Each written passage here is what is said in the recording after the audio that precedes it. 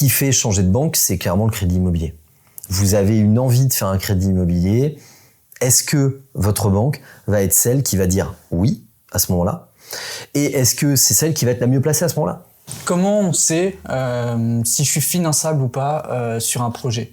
Tu peux me donner 2 cas particuliers où je le suis et où je ne le suis pas? Bah oui, je vais même te parler de cas concrets. On va voir qu'est-ce qui marche pas. Okay. Et en clair, un mythe, j'entends des fois les clients dire « Ouais, mais les banques prêtent pas en ce moment ». Alors, il est vrai qu'il y a eu des périodes où les banques ont été un peu plus compliquées à lâcher le pognon, clairement, pour des raisons qui leur sont propres, hein, des fois de refinancement interne, de choses comme ça, où elles sont un peu plus en difficulté.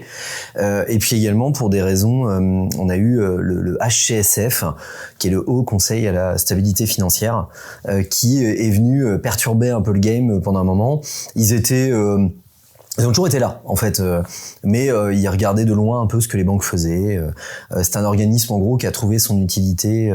Tu sais, ça fait partie des couches de millefeuille administratif qu'on aime bien mettre en France. Et c'est un organisme qui a trouvé son utilité après la crise de 2008-2009, qui est arrivé et qui a dit aux banques, attention, je suis un peu le gendarme bancaire. On avait déjà la Banque de France, on avait la Banque européenne, on avait les normes Bâle, la ville de Suisse, hein, où on a déterminé les normes Bâle 2, Bâle 3, on a un Bâle 3 maintenant, okay. Et qui sont des normes qui déterminent des ratios où les banques peuvent pas se mettre en difficulté comme on a eu en 2008-2010. Je trouvais que c'était largement suffisant. Donc ça, c'est peut-être mon côté américain et où je trouve qu'il faut laisser les choses se faire dans le business, tout en surveillant quand même, hein, mais laisser les choses se faire pour pas qu'on parte en dérive. Mais souvent, nous, on a tendance à se rendre compte qu'on part en dérive au moment où tout s'est écroulé. Mais nous, quand je dis nous, c'est pas que les Français, hein, c'est les Américains. La crise de 2008, elle vient de là-bas. Hein, ils ont tout laissé faire et ça s'est écroulé. Donc je trouvais que le HCSF, c'était un truc de plus encore. Bon. Il se trouve que en 2022, de mémoire, le HCSF a pris beaucoup de pouvoir et est arrivé en disant en banque, bon, avant on vous avait donné des préconisations sur un endettement maximum à 35%, sur de l'épargne, de l'apport, ce qu'on appelle la LTV, je vais y revenir après. Voilà, tout ça, on vous avait donné quelques critères et maintenant, on vous les a recommandés, maintenant on va vous les imposer. Donc maintenant, les critères, faut les respecter. Et vous avez le droit à 20% de votre volume de crédit en dérogation. Vous pouvez déroger à ces critères-là. Ok. Donc les banques au départ se sont dit ouais, on va le faire un peu, et puis ils ont pris quelques amendes, donc ils l'ont fait sérieusement. Donc ça a été le moment où tout le monde a dit les banques prêtent plus. Non, les banques prêtent. Juste, elles sont un peu plus dures. À savoir que il faut des dossiers plus préparés. Je vais donner 2 exemples concrets. Premier exemple, enfin on va même essayer d'en voir un petit peu plus que ça, mais je vais te donner un exemple. Un couple, 2 salaires, CDI, de l'épargne, en gros 10% du montant du projet, ils veulent acheter une maison à 250 000 euros, ils ont 25 000 euros de côté, ils viennent me voir, on regarde le dossier, les relevés de compte sont sains, les emplois sont stables, il y a une épargne qui représente 10% du montant du projet, on va trouver une solution. Là, tous les critères sont réunis. Qu'est-ce qui pourrait faire que ce dossier-là va capoter? Eh ben, en fait, tu prends le même dossier, tu n'as pas l'épargne de côté, et tu as surtout un élément vraiment très important, prépondérant dans le dossier, qui est le saut de charge. J'ai fait une petite vidéo dessus que j'encourage tout le monde à aller voir, où j'explique rapidement le saut de charge. Là, pour vous dire, en gros, mes clients, ils ont un loyer actuellement à 700 euros. Et la charge de crédit qu'ils souhaitent payer va être, donc la mensualité, le remboursement tous les mois du crédit, va être de 1 400 euros. Eh bien, on a un loyer et on a un crédit au double. Donc, c'est-à-dire qu'actuellement, ils assument une charge de, j'ai dit 700 euros de mémoire, ils vont passer à 1 400 euros, donc pile poil au double. La banque va regarder un élément, c'est est-ce que les 700 euros de plus, ils sont capables de les assumer? Alors, 100% des clients vont nous dire au rendez-vous, oui, je peux me serrer la ceinture. Eh ben, je vais vous donner un tips, faites-le avant. C'est-à-dire que il faut un peu avant, je vous demande pas pendant 20 ans de le faire, mais 1 an avant, 6 mois minimum, préparez votre dossier. Quand vous vous dites j'ai envie d'acheter, commencez à mettre 500, 600 euros par mois de côté. C'est beaucoup, je sais, mais ça va être normalement la différence entre votre loyer actuel et votre future mensualité.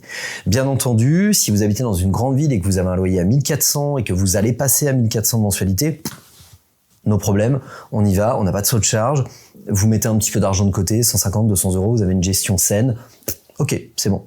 Par contre, si le saut de charge est conséquent, il va falloir qu'on puisse prouver que vous le payez déjà. Ça peut être également un autre moyen. Vous avez un crédit automobile à 300, 400 euros par mois, ce crédit s'arrête dans 2 mois.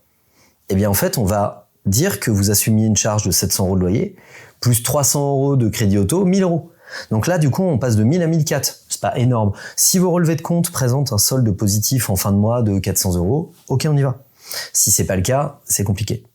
Donc ça, c'est ce qui peut faire capoter un dossier. Deuxième chose, même couple, je vais prendre un cas concret. Tiens, je vais pas prendre un cas de couple, je vais prendre un monoparental. Une personne avec un enfant, une personne seule avec un enfant. Clairement, là, on part déjà avec un revenu. Il va falloir qu'on présente un revenu assez élevé pour avoir un reste à vivre pour 2 personnes. Une femme ou un homme avec un enfant à charge, on est donc sur 2 personnes. Donc le reste à vivre, c'est le salaire moins les crédits. Donc crédit auto, crédit maison, etc. Combien il reste pour vivre? Le reste à vivre. Ça, pour une personne seule, comptez 900 euros. Voilà, vous gagnez 1600 par mois. En gros, il va pas falloir dépasser 700 euros de crédit en tout, parce qu'il va vous rester 900 euros. Clairement, 700 euros de crédit sur 1600, c'est déjà trop. On a un endettement qui est trop élevé. Mais pour donner un exemple concret, il faut qu'il reste 900 euros. On a un enfant, paf, il va falloir qu'on ajoute 350 euros à peu près, ça dépend des banques. Mais en gros, on va être à 1200 euros de reste à vivre. On a 2 enfants, 1500 euros de reste à vivre, 3, 1800, etc. Donc il faut que le salaire soit en conséquence. Donc là, on part déjà avec un dossier, entre guillemets, plus fragile. Il va falloir l'étayer par quoi? Par une super gestion, par un emploi stable, par de l'épargne. Sinon, ça n'a pas beaucoup de chance d'aller au bout. On va parler sur ce type de dossier. On a beaucoup de clients qui nous disent « Oui, mais mes parents peuvent se porter caution. » Ça marche pas. Ça marche plus. Attention, je vais pondérer mes propos.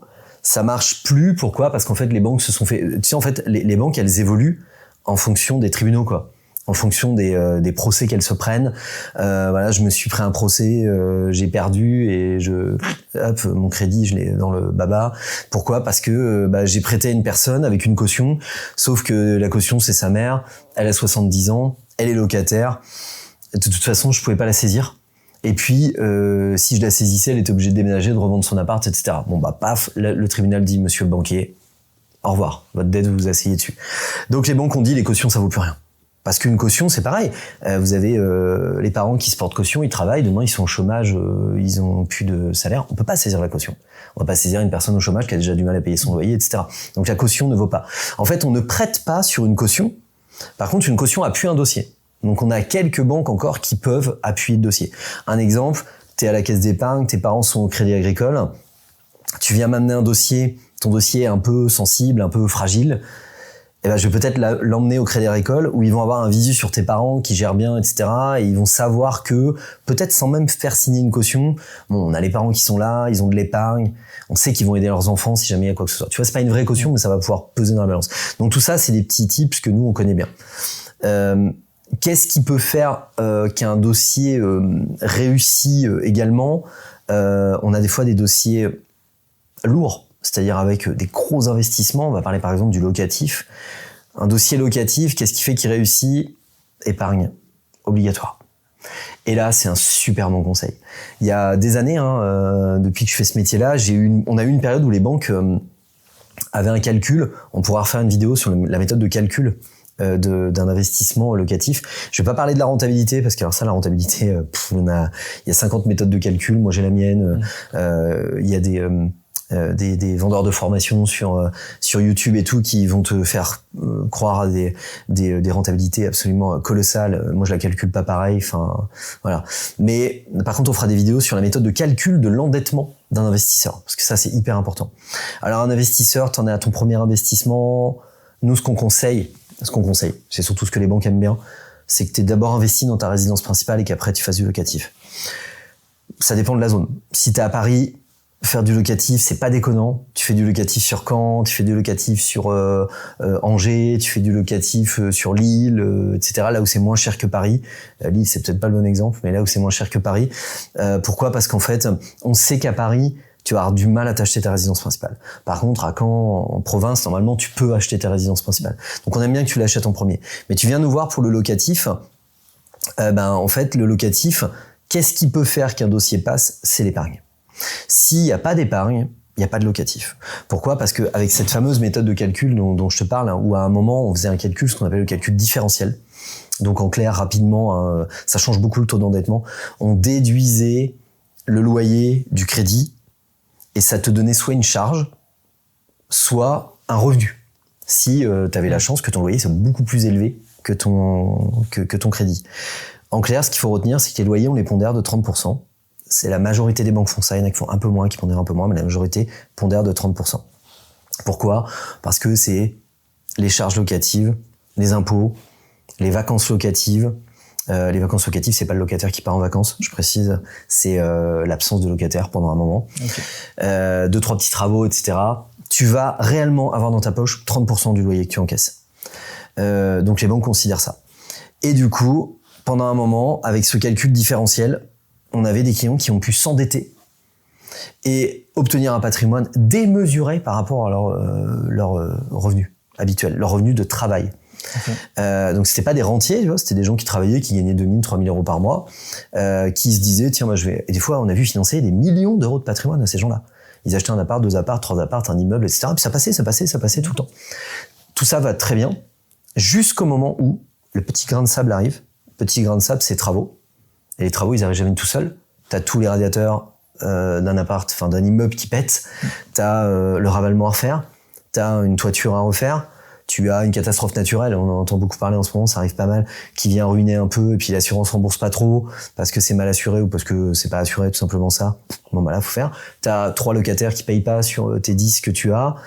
Et puis, t'as un gros événement qu'on a tous connu, qui était fort sympathique, qui s'appelle... Le Covid-19. Le Covid, exactement. Quand le Covid est arrivé, il y a plein de gens qui avaient monté ce beau château de cartes qui s'était écroulé à la base parce qu'ils avaient fait des résidences locatives, etc. Et là, j'en veux pas vraiment, mais on a reçu beaucoup de gens dans les bureaux qui venaient en nous parlant de cash flow parce qu'ils avaient suivi les formations de beaucoup de gourous d'internet. Ouais, c'est bien, mais le cash flow, il faut qu'il soit ultra positif pour que tu puisses créer une grosse trésorerie qui te permet d'assumer ces choses-là, quoi. Donc voilà, là, les banques ont bien resserré le locataire, l'investisseur, à tel point où, pendant un moment, on n'en voyait plus. On commence à en revoir un peu, mais on voyait très peu d'investisseurs, hormis les institutionnels et les gros investisseurs qui, eux, quasiment passent avec 2-3 banques. Ils ont tout leur dossier passe, ils ont des lignes de crédit, ils ont même plus besoin d'aller négocier dossier par dossier. Ils ont des grosses lignes de crédit et tout, des marchands de biens et autres investisseurs. Mais hormis ça, on n'en voyait quasiment plus. Pourquoi ? Parce qu'en fait, les banques sont revenues à la raison. Les investisseurs aussi, du coup, puisqu'ils peuvent plus acheter, et se sont dit, voilà, demain il y a un truc. Et franchement, moi, pour être investisseur et avoir un peu d'immobilier, je suis sans arrêt la main au portefeuille en train de refaire des travaux, parce qu'en plus je veux des logements décents. Là, j'ai un locataire qui vient de partir, j'ai une cuisine à refaire, une salle de bain. Bah ouais, c'est l'usure normale. Ça fait 12 ans que je l'ai, cet appartement. J'ai pas fait grands travaux dedans, mais malheureusement ces travaux-là tombent en même temps qu'un autre appartement où il y a un ballon d'eau chaude qui a pété, etc. Donc il y a quand même pas mal d'argent à sortir. Faut l'avoir. Faut soit dégager un gros cash flow, soit avoir un salaire qui te permet de faire ça. Surtout avec les normes de DPE en ce moment. Exactement. T'as tout à fait raison. Les normes de DPE font que, de toute façon, quand tu achètes un locatif, soit tu le rénoves tout de suite parce que t'as pas le droit de le louer, hein, GF en gros, soit tu peux plus augmenter tes loyers. Et si tu veux réaugmenter tes loyers, suivre l'indice classique, hein, l'inflation, et bien dans ces cas-là, il faut que tu fasses ces travaux. Et puis de toute façon, il y a un truc avéré, hein, c'est que, ok, on a une offre locative très tendue, c'est-à-dire qu'on a plus de demandes locatives que de biens à louer, mais les locataires regardent de plus en plus les DPE, sont très informés et veulent plus louer, avec l'augmentation des prix des énergies, etc. Ils veulent plus louer des appartements, des passoires énergétiques, quoi, c'est fini.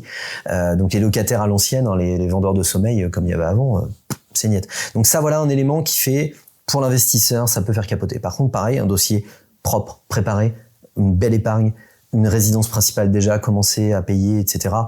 Là, on peut y aller, quoi. Ok. Après, te dire qu'est-ce qui fait qu'un dossier passerait pas, il y a beaucoup de critères. L'instabilité de l'emploi, c'est un des critères. Ce qu'on appelle l'instabilité de l'emploi, c'est un emploi récent, un emploi en CDD. CDD, ça dépend quoi. C'est pour ça tout est étudiable, parce que un CDD, t'as un CDD dans un commerce de 6 mois avec une date de fin, et puis on sait pas s'il va continuer. Bon, bah là, clairement, les banques ont pas de visu, hein, et on finance pas sur des revenus de chômage. Par contre, tu as le CDD qui a été renouvelé, tu as le CDD dans la fonction publique, qui a été renouvelé une fois ou deux. Bon, on sait que normalement, il y a toutes les chances que ça perdure. Toujours pareil, si le reste de l'environnement du dossier est bon, de l'épargne, un autre revenu stable ou un truc comme ça, on va pouvoir y aller. Tu as également les revenus avec des fortes commissions. Et il y en a beaucoup, parce que tu as des gens qui travaillent dans des magasins, grandes surfaces de bricolage, grandes surfaces d'électroménager. Bah, ces gens-là, ils vont avoir un petit fixe et beaucoup de commissions. Attention à ça, parce qu'en fait, les commissions, elles sont pas régulières. Si on les voit régulièrement depuis 2 ans, 3 ans, ok, pas de problème. Si ça vient de démarrer, et au bout de 6 mois, j'avais un client il y a pas longtemps, il m'appelle, il construit des maisons. On se connaît bien, on travaille ensemble. Il vient de redémarrer. Il avait fait une pause dans son métier, il vient de reprendre. Et là, il me dit, ouais, je vais gagner 5 000 euros par mois. Oui, mais pour l'instant, on les voit pas. La vente de maison est une vente longue. Construction, un constructeur, il travaille avec des clients sur 6 mois, 7 mois avant d'être payé. Alors, il y a des systèmes d'avance, de machin, etc. Mais bon, on est vraiment sûr de ça au bout de 6-7 mois. Là, ça fait 1 an. Moi, j'ai constaté une moyenne de revenus qui était plutôt à 1 800, 2 000 euros. Et pas 5 000. Donc, le crédit, je peux pas le baser sur les 5 000. Il faut que je les vois. Il faut que je les constate, parce que le banquier, lui, va me dire, moi, je les vois pas. Donc, voilà. Tout est explicable. Tout peut être justifié. On a également la situation personnelle. On a souvent des clients qui viennent nous voir en plein divorce, en nous disant, j'ai pas envie de passer par la case de location. Ma femme, mon ex-femme, mon ex-mari, future ex-femme, futur ex-mari, garde la maison. Je vais racheter quelque chose. Quand je vois le prix des loyers, j'ai envie d'acheter. Normal, logique, sauf que pas possible. Tant que alors pas possible, je vais pondérer, tant que le divorce n'est pas prononcé, on peut pas y aller. Les banques n'ont aucune certitude. Et puis, en toute logique, tant que le mariage n'est pas dissous, qu'est-ce qui va se passer? Ça veut dire que les deux achètent. Eh oui, monsieur achète, madame achète, puisqu'ils sont encore mariés. Sauf si ils sont sous le régime de la séparation de biens, où là, on va pouvoir acheter chacun de son côté en étant marié ou en plein divorce. Donc, tu vois, en fait, il y a plein de critères comme ça qui peuvent être pondérés, travaillés, etc. Mais il faut venir nous voir vite et en amont pour qu'on puisse regarder et dire à nos futurs acquéreurs, futurs propriétaires, là, c'est pas le moment, mais si vous faites ça, dans 3 mois, 4 mois, 5 mois, votre dossier, il est propre. Et là, on va pouvoir s'amuser. Vous allez pouvoir sélectionner le bien que vous voulez. Je vais pouvoir vous faire une attestation d'accord de principe pour aller négocier le prix avec votre agent immobilier. Vous allez avoir un support avec lui pour pouvoir négocier le prix parce que vous allez avoir cet accord de principe. Et puis voilà, quoi, ça va être... Donc c'est vraiment... rien n'est clairement rédhibitoire, hormis l'interdiction bancaire, logique. Donc vous avez 2 types d'interdictions. FICP, fichier des incidents de crédit des particuliers. Donc là, j'ai pas bien payé mes crédits pendant un bon moment. Les banques m'ont inscrit à la Banque de France. La Banque de France m'a fait un plan d'appurement et puis m'a interdit de souscrire des nouveaux crédits. Bon bah là, logiquement, voilà, je peux pas faire de crédit. Et ça, c'est un des 2 dans le couple. Hein. Vous achetez à 2, il y en a un des 2 qui est FICP, c'est mort, on bloque tout. FCC, fichier central des chèques. C'est un incident de carte bleue ou un incident de chèque, un chèque sans provision. On est inscrit, la banque va le voir. C'est moins grave ça, parce que si tout le dossier est bon, ça peut être des fois... je vais te dire, ça m'est arrivé à moi. J'ai fait un chèque à un médecin, 21 € il y a des années. Hein, et puis j'ai changé de banque, j'ai clôturé ce compte-là. Il a tiré le chèque qui était sans provision, j'avais changé d'adresse, la banque m'a pas prévenu, etc. Je m'en suis rendu compte au moment de faire un crédit où ma banque m'a dit t'es interdit de checker. Okay. Donc voilà, ça peut être... C'est les 2 choses rédhibitoires. Le chômage, voilà, une personne seule au chômage, elle peut pas emprunter, on peut pas se baser sur des revenus sociaux. Hormis ça, tout le reste est explicable, travaillable, on va pouvoir travailler les choses ensemble. Il n'y a pas vraiment de choses complètement rédhibitoires. Mais ce qu'il faut, c'est venir en amont pour qu'on puisse expliquer, voir, travailler le dossier et le constituer, quoi. Ok. se projeter. Exactement. Et est-ce que pour une personne en général, s'il se fait refuser par une banque, ou par une négociation, est-ce que dans une période future, dans la même situation, il pourrait avoir un tout autre résultat tu veux dire en fait, si les banques évoluent un peu et prennent des dossiers C'est ça, ouais. Ouais, alors ça c'est totalement vrai, c'est une excellente question parce que on a des périodes dans l'année où les banques sont clairement en période de conquête. Voilà, ce sont des commerçants, hein, les banques sont des commerçants. Elles ont des objectifs de conquête commerciale et elles ont des stocks d'argent. Voilà, c'est comme un boulanger, un stock de farine pour faire du pain. Eux, ils ont des stocks d'argent. Donc le boulanger, il fait des baguettes et eux, ils font des crédits. Le crédit, pour une banque, c'est le moyen de récupérer des clients. Je sais pas combien on va faire de vues, mais j'aimerais bien demander à tous les gens qui regardent la vidéo, est-ce que vous vous êtes levé un matin en disant « j'ai envie de changer de banque ». Comme ça, sans raison, je me lève le matin, je me dis « tiens, j'en ai marre de ma banque, je suis à être dans une banque avec un écureuil, j'ai envie de passer dans une banque avec un lion ». Je sais pas d'ailleurs s'il y a toujours un lion à LCL. Enfin bref, j'ai envie de changer de banque sans raison, sans rien, pas parce que c'est moins cher, parce que je préfère les couleurs de la nouvelle banque, ça arrive jamais. Donc pour récupérer un client, on n'a pas 36 000 solutions. Soit il est fâché avec sa banque, et un client quand il est fâché avec sa banque, c'est que normalement il y a des raisons, et tous les torts sont pas du côté de la banque. Soit il a un projet, pro, perso. Et perso, c'est quoi? C'est une voiture, mais une voiture, si votre banque vous fait pas un bon crédit, vous allez chez CTLM, chez Sofaco, chez des banques en ligne qui appartiennent à des banques de réseau, mais vous allez chez une banque en ligne où le concessionnaire va vous faire un prêt. Mais je suis pas sûr qu'on change de banque vraiment pour un crédit auto. Ce qui fait changer de banque, c'est clairement le crédit immobilier. Vous avez une envie de faire un crédit immobilier. Est-ce que votre banque va être celle qui va dire oui à ce moment-là? Et est-ce que c'est celle qui va être la mieux placée à ce moment-là? Parce que comme je te disais, il y a des périodes dans l'année, donc il y a du stock. Donc en fonction du stock, les banques vont être enclins à faire du prêt, vont être enclins à baisser leur taux pour récupérer les clients. Clairement, le crédit, c'est le robinet de la banque. C'est-à-dire, j'ai envie de récupérer des clients, j'ouvre le robinet. Quand j'ouvre le robinet, ça veut dire deux choses. Je prête facilement. Alors attention, hein, encore une fois, un client au chômage, machin, etc. La banque va pas dire ouais c'est bon, allez-y, amenez-moi des clients au chômage et interdit bancaire, ça marchera pas.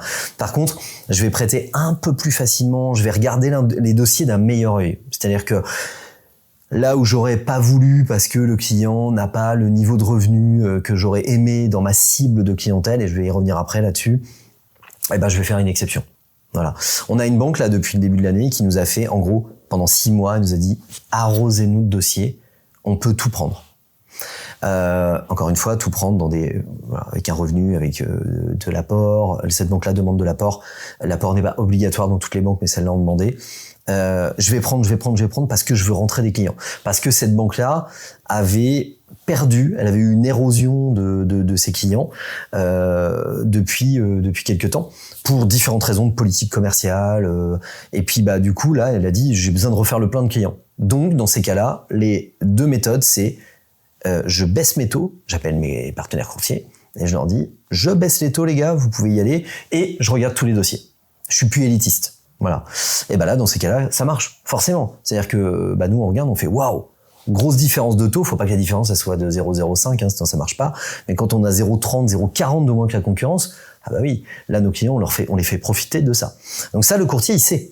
Nous, on a le panel de toutes les banques. On sait à quel moment une banque fait un prêt promo.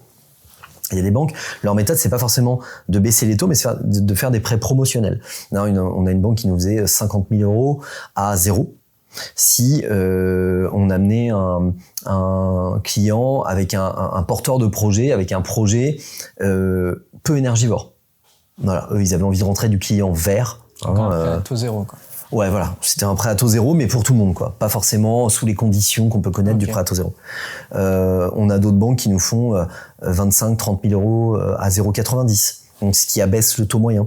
Donc, c'est un moyen d'avoir des taux qui descendent en dessous des 3%, là, à l'heure actuelle où on se parle, ce qui est un bon taux, quand on est en dessous des 3%, et puis de récupérer pour eux un maximum de clientèle. Donc oui, les banques peuvent très bien regarder un dossier en janvier et le refuser, et regarder un dossier similaire en septembre et le prendre parce que merde, j'ai pas fait mes objectifs de fin d'année, il me reste 3 mois, je veux du dossier. Faut savoir 2 autres choses. Pourquoi j'ai dit un dossier similaire? Parce que les banques aiment pas trop revenir sur une de leurs décisions.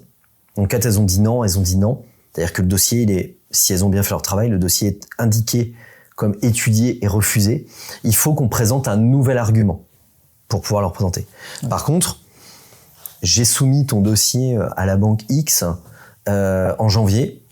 Je vais soumettre le même dossier que le tien en septembre, il passera. Parce qu'en fait, en gros, les périodes, faut savoir, début d'année, les banques vont partir en conquête. Et souvent, c'est la même physionomie, t'en as une qui part en conquête plus fort que les autres et qui dit, moi, les gars, je vais devant, je fais le plein de clients, j'arrêterai en juin. Je fermerai un peu plus sur robinet en juin. Voilà. Souvent, cette banque-là, qu'est-ce qu'elle fait? Elle commence, les autres la regardent et se disent, ah merde, il part vite là, on va le rattraper parce que sinon, il va nous... Parce qu'il faut savoir qu'un client, il est déjà bancarisé. Donc en fait, quand on le met dans la banque X, on l'a pris dans la banque Y. Donc du coup, on a tout le monde qui rattrape comme ça. On a la banque la mieux disante qui arrête en juin parce qu'elle a fait ses objectifs ou pas loin. Elle ralentit. Les autres, du coup, rattrapent un peu leur retard en décalé. Et on a cette période de l'année qu'on va connaître bientôt, puisque là, on tourne la vidéo en août, en septembre, où on a 2 types. Les banques qui disent « j'arrête, robinet fermé, fini ». Des fois, il y en a qui ferment carrément, hein, c'est-à-dire qu'elles disent « c'est fini ». Alors, elles ferment pas facialement. Elles nous disent souvent « envoyez-nous nos clients ». On n'aime pas trop les perdre. Mais elles augmentent les taux et elles deviennent élitistes. Alors, des fois, c'est des normes de revenus. Alors ça, je parle pour les courtiers, hein, mais c'est à peu près pareil en direct. En gros, elles nous disent « je vais faire des bonnes conditions pour les clients qui gagnent plus de temps ». Alors ça peut paraître un peu dégueulasse quand je dis ça comme ça, parce qu'on se dit l'argent va à l'argent, mais ouais, c'est quand même le cas. Hein. C'est-à-dire que plus on a des revenus, plus on a de l'épargne, plus on a du patrimoine, plus on intéresse les banques, elles vont pouvoir travailler avec notre argent. Voilà. Donc en septembre, et puis après on a octobre. Il faut savoir qu'à partir de mi-octobre, les banques travaillent pour l'année prochaine. Parce qu'en fait, quand on fait un dossier de crédit immobilier, il y a 3 mois. Donc octobre, novembre, décembre, janvier. On le signera en janvier, donc le prêt sera décaissé en janvier. Donc les banques en octobre commencent à travailler pour leurs objectifs de l'année d'après. Voilà. La fin de l'année au niveau des banques se fait au mois d'août. La fin de l'année, ouais, c'est ça. La fin de l'année, c'est août-septembre pour nous aussi, hein, parce qu'on sait très bien que nous, là, c'est là que ça se joue. Hein, c'est-à-dire que après septembre, tous les dossiers montés après le 15 octobre, la plupart des dossiers, 90% des dossiers ne verront pas le jour avant l'année d'après. Donc en gros, on a fini notre année. Je suis capable de dire combien on va faire de chiffre d'affaires, combien on aura débloqué de crédit et combien on aura aidé de clients cette année. Et après, on démarre pour l'année d'après, quoi. Et ça, un particulier n'a aucune indication pour voir ça? Non, le particulier, souvent, ce qu'il va faire, nous on le voit hein, quand on est en rendez-vous, les particuliers, ils vont sur, ils tapent meilleur crédit immobilier sur Google. Hein, on connaît les mots-clés, les recherches. Ils vont trouver, le LCL fait un prêt promotionnel en ce moment. Waouh, génial. Donc je vais déposer mon dossier au LCL. Oui, mais est-ce que tu rentres dans les critères? Est-ce que le LCL fait encore ce prêt-là? Est-ce que c'est pas une pub et puis que la promotion enfin le prêt promotionnel est dépassé de 15 jours et puis surtout, super, on te fait un crédit à 50 000 à taux zéro, mais le taux du crédit principal, est-ce qu'il est pas à 4%? Parce qu'au final, tu vas avoir un taux moyen à 3,20, 3,30, ce que tu peux avoir n'importe où ailleurs. Donc tu vois, il y a tellement de choses. Et nous, on adore ces périodes-là. Hein. La période où les taux étaient entre 0,70 et 1,10, elle était pas fantastique pour nous. Elle était sympa pour les clients. Elle était sympa pour nous, parce que moi j'ai acheté des IMO à ce moment-là et les taux sont quasi gratos. Mais la bataille entre un 0,70 et un 0,75 et un 0,80 elle devient anecdotique. Là, on a une véritable utilité dans ces périodes-là. On en avait aussi à l'époque parce qu'on pouvait négocier des assurances, il y avait plein de critères, hein, il y a pas que le taux. Mais là, on a une véritable utilité parce que franchement, un taux moyen composé donc d'un taux de crédit principal et d'un taux promotionnel ou spécifique en ce moment, il peut varier d'une banque à l'autre et il peut y avoir encore énormément de choses qui peuvent influer sur le coût de crédit, sur la mensualité, sur tout ça. On joue avec les durées, on regarde aussi les assurances emprunteurs. On pourra faire une vidéo là-dessus sur qu'est-ce qu'une assurance emprunteur déléguée, qu'est-ce qu'une assurance emprunteur groupe, comment on la change, comment on la négocie, etc. Mais voilà, les frais de dossier, les garanties, hein, on a des garanties pour les fonctionnaires ou pour certaines professions spécifiques qui peuvent aller de 500 € à 4000 sur le même dossier. Donc voilà, déjà un écart de coût de crédit de 3500 €. Si en plus on l'emprunte, il y a des intérêts qui sont générés. Enfin, voilà, ça peut être vraiment très complexe, quoi.